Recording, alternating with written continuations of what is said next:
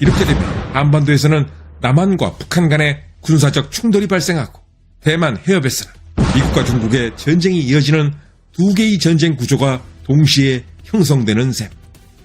이쯤 되면 이것은 단순한 지역 분쟁이 아니라 세계대전 양상입니다. 결국 한국은 전쟁을 원하지 않았지만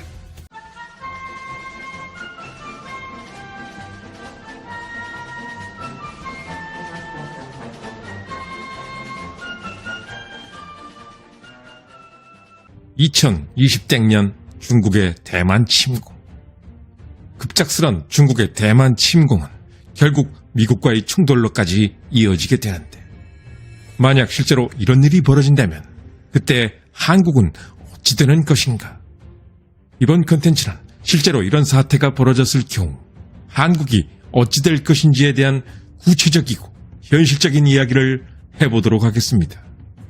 먼저 구독 안 하신 분들은 구독을 부탁드리며 좋아요도 한 번씩 눌러주시면 채널에 큰 힘이 됩니다. 대부분의 많은 사람들은 이렇게 말할 것입니다. 우리는 그냥 싸우지 않으면 된다. 어떤 편도 들지 않으면 그만이다. 그런데 막상 옆에서 전쟁이 터졌는데 이게 현실적으로 가능할까? 실제로 예상되는 것은 우리 생각보다 더 끔찍합니다. 현재의 한국은 나 홀로 존재하는 나라가 아닙니다. 한국의 뒤엔 미국이 있습니다. 그리고 미국의 가장 큰 경쟁 상대는 바로 중국. 이런 구조 속에서 한국은 단순히 혼자 있는 국가가 아니라 거대한 군사적 네트워크 안에 포함되어 있습니다. 구조가 이렇기 때문에 한국은 원하지 않아도 이미 나도 모르게 전쟁 상황 속에 들어가 있을 수밖에 없게 되는 것입니다. 대만에서 멀지 않은 곳에 있는 주한 미군 기지. 이곳에 주둔 중인 미군들은 대만에서 전쟁이 벌어지는 순간 영향을 받지 않을래야 받지 않을 수가 없을 것입니다. 유사시 한국 내의 미군 기지들은 단순한 주둔 시설이 아니라 병력 이동과 보급, 그리고 작전 수행의 핵심 거점으로 활용될 수 있습니다. 따라서 대만에서 전쟁이 벌어지면 미군 병력, 전투기, 함정, 그리고 각종 군수 자산들이 주한 미군 기지를 중심으로 빠르게 재배치될 가능성이 높습니다. 만약 이런 상황이 벌어진다면 중국이 가만히 바라보기만 할 것인가? 아마도 많은 사람들은 이렇게 생각할 것입니다. 그럴 경우 중국은 한국을 공격할지도 모른다. 하지만 현실은 그렇게 단순하지 않습니다. 중국은 처음부터 한국 영토를 직접 공격하지 않을 것입니다. 왜냐하면 전쟁의 판을 확대하는 것은 중국에게도 매우 큰 부담이기 때문입니다. 한국을 직접 공격하는 순간 전쟁은 대만 해협을 넘어 한반도까지 확대되고 그때부터는 중국도 대만에 집중하기 어려워지기 때문입니다. 따라서 중국은 전쟁 초반에는 상황을 관리하기 위해 한국을 직접 공격하지 않을 것입니다. 그렇다면 중국은 어떻게 나올 것인가? 이미 구체적인 역사적 사례가 있습니다. 1950년 9월 말 미군과 국군이 서울을 탈환하고 38선에 도달했을 때부터 중국은 38선을 넘지 말 것을 계속해서 경고한 사례가 있습니다. 따라서 중국은 한국을 향해 군사적인 위협 발언을 하며 한국이 자신들의 전쟁에 적극적인 개입을 하지 못하도록 협박할 것입니다. 그렇다면 한국 정부는 어떻게 나올 것인가? 한국 정부는 관망 자세를 취할 것입니다. 전쟁에 직접적으로 휘말리지 않기 위해 중립을 표방하고 절대로 군사적 개입을 하지 않을 것이라고 발표할 것입니다. 물론 한국 정부의 이런 태도 덕분에 전쟁의 불길이 한반도로 번지는 상황은 일시적으로 피할 수도 있을 것입니다.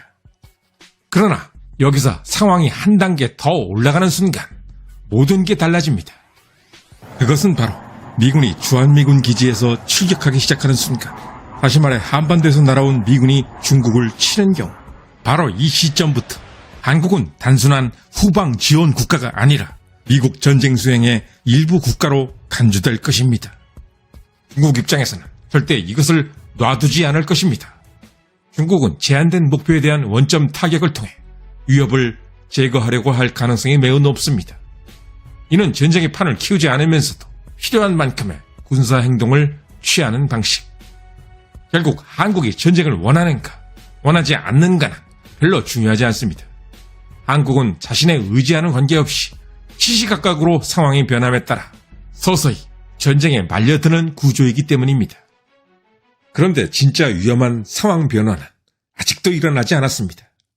그것은 바로 북한, 중국의 대만 침공, 그리고 미국과 중국의 충돌. 이런 상황이 벌어져도 북한은 처음부터 무작정 남한 공격에 나서지 않을 가능성이 높습니다. 왜냐하면 무작정 남한을 대놓고 공격했다가 자칫 미국의 전면 개입을 유발할 가능성이 있기 때문입니다. 북한의 행동은 대만을 둘러싸고 벌어지는 미국과 중국의 전쟁 양상에 달렸습니다. 만약 미국이 초반에 중국을 압도하지 못하고 전쟁이 장기전 양상으로 들어가게 되고 결국은 미국이 전력을 끌어와야 하는 상황이 만들어진다면 그때는 이야기가 좀 달라질 것입니다. 북한은 이것을 절호의 기회로 생각할 가능성이 높습니다. 이럴 경우 북한은 단순한 도발에 만족하지 않고 꽤 큰 규모의 군사 행동을 시도할 것입니다. 이렇게 되면 한반도에서는 남한과 북한 간의 군사적 충돌이 발생하고 대만 해협에서는 미국과 중국의 전쟁이 이어지는 두 개의 전쟁 구조가 동시에 형성되는 셈. 이쯤 되면 이것은 단순한 지역 분쟁이 아니라 세계대전 양상입니다. 결국 한국은 전쟁을 원하지 않았지만 대만의 침공과 미국과 중국의 충돌, 그리고 이것을 기회로 생각하는 북한 때문에 어쩔 수 없이 전쟁에 빠져들게 되는 상황이 되는 것입니다.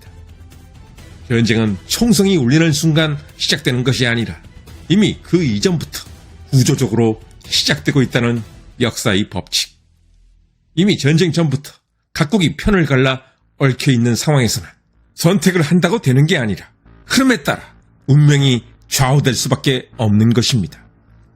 1914년 1차 대전 당시에도 독일로 대표되는 삼국 동맹과 영국으로 대표되는 삼국 협상 중에서 사실상 전쟁을 진정으로 바랬던 국가는 없었습니다. 이미 1차 대전 훨씬 전부터 유럽 각국들은 끼리끼리 동맹을 맺고 있었으며 군사 동원 계획이 미리 준비된 상태였습니다. 이런 상황에서 주변 한 국가에서 전쟁이 터지자 너도 나도 할 거 없이 연쇄적으로 전쟁에 휘말려 들었던 것입니다. 그래서 지금 우리가 던져야 할 질문은 전쟁을 할 것인가 말 것인가가 아니라 언제 그리고 어떤 방식으로 전쟁 속에 들어가게 되는가가 더 합리적입니다. 안타깝게도 한국의 역사를 보면 자신의 선택에 의해 전쟁을 한 적이 거의 없습니다. 2026년 현재도 한반도를 둘러싼 그 구조는 별로 바뀌지 않았습니다.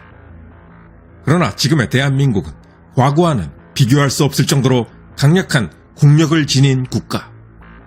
그럼에도 불구하고 한국이 이런 구조적인 흐름의 사슬을 끊어낼 수 있는지는 불확실합니다. 결국 한국은 전쟁을 선택할 수 있는 나라가 아니라 상황 변화 속에서 어쩔 수 없이 전쟁에 들어갈 수밖에 없는 나라인 것인가?